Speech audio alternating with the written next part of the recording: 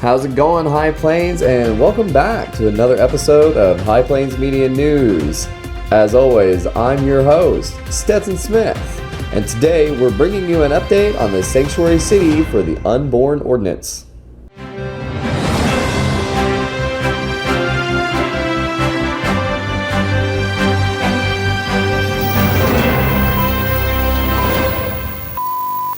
The initiating committee brought their attorney to the hearing, and here is what he had to say about the ballot language. In case he were overturned, the Supreme Court, while considering the Texas Heartbeat Act, confirmed that enforcement by state officials is not possible under the private enforcement scheme contained in laws like this ordinance. Hence, because public enforcement under the ordinance is impossible, the language of the ordinance can never be construed to create a criminal offense.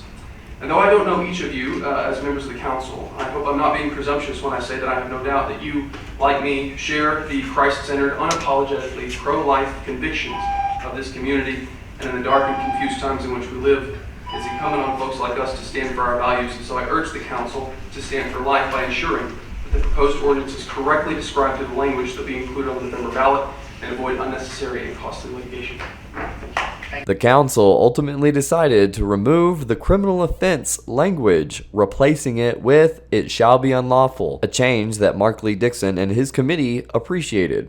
However, the Amarillo Reproductive Freedom Alliance remains firmly opposed to this ordinance. First of all, we still don't believe that the ballot language is clear enough for voters to understand the 18-page ordinance. It is not about abortion, and the declarations that are put into the ballot language are not explaining to citizens how there's going to be $10,000 bounties put on each other, how you don't have to have standing to bring lawsuits against each other, how it's a violation of our constitutional rights, right to interstate travel, and all the extraterritorial jurisdiction, the $10,000 bounties. And so, I don't see how any Amarillo citizen is going to make a clear, definitive choice with the ballot language. As for the change they made, I don't think it's clear enough still. Unlawful, criminal, no matter, as one citizen said, it is because it's making a criminal act. It's making somebody a criminal. And so to deny anybody what is going to be their future or what is going to happen to them if they are sued how do I want to say this? It's not doing right by the citizens. I also had the opportunity to speak to Dickson himself. So here is High Plains Media's exclusive interview with the person behind the sanctuary city for the Unborn Ordinance. The very first ordinance that was given to the Amarillo City Council in 2021 was an 18-page ordinance, if I recall correctly. Same version of the ordinance that was being discussed in other places like Abilene, San Angelo. And so this is something that the length of the ordinance really isn't the major issue.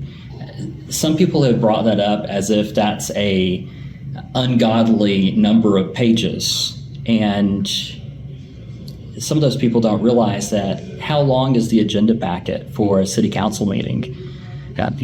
400 plus pages already.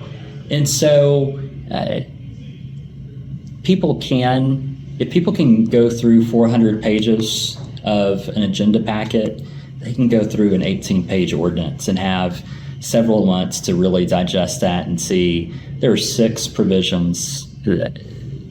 Very easy to understand when people really look at it and see what we're talking about. Fairly enough, I guess it's just the complaint that it's lengthy, and then it's sort of caused this lengthy trudging with the community with the multiple meetings. And but how do you feel about how the wording was changed today? Because you were talking about criminal, and then they changed it to "and unlawful." That's completely fine with us. The word criminal is different than unlawful, and criminal specifically was what we had an issue. This does not create a criminal offense. It is an unlawful act, but it's not a criminal offense. And so we live in a world where we work within the laws that are already in existence and the court system, and that's why we have to be careful about the words that we choose. One time there was a city council member who said, hey, instead of using the word unlawful, can we use the word unsavory? This was in a city off of Interstate 20 several years ago. And of course, they didn't use the word unsavory. We're not talking about, our least favorite vegetables. We're talking about a legal document, and we have to use legal terms. So I'm going to ask a few more questions because I'm not too sure when I'll see you again. More for future projections. If this passes, what are your committee's plans or your plans yourself? Because I know you've been going through, and Amarillo is probably one of our bigger cities that we've been, other than Lubbock, that you guys have been trying to work with. So what's the goal if it passes? You get everything you want out of it. I'm just curious, what would you do next? Well, there are many other places that we'll be bringing this forth, of course. But whether this ordinance, we haven't lost yet in the state of Texas. Every time pro-life has been on the ballot, we've won. Whether that be in Abilene or San Angelo, Athens, Plainview.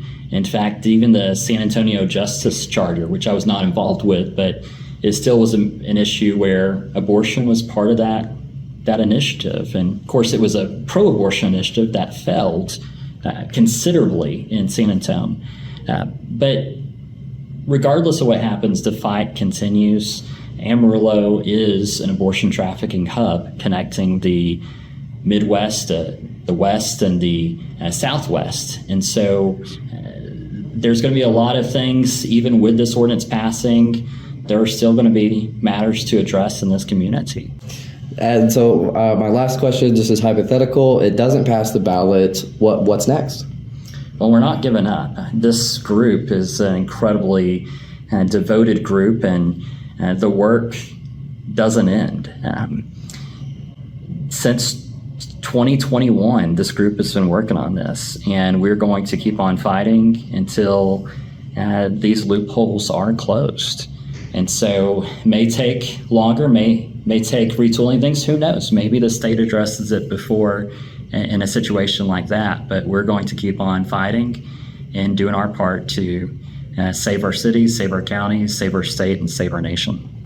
Well, that's going to do it for your update on Proposition A and City Council proceedings. High Plains Media and I encourage to make sure you're registered to vote and that you are educated on what will be on the ballot this November. Well, that's going to wrap us up for this episode of High Plains Media News. Be sure to follow us to keep up with what's going on in your community and for any political updates. We've got lots of big content headed your way. Be sure to like, comment, subscribe, and share. Everything helps us out, as we can't wait to roll out additional news stories for you guys. And as always, take care, High Plains.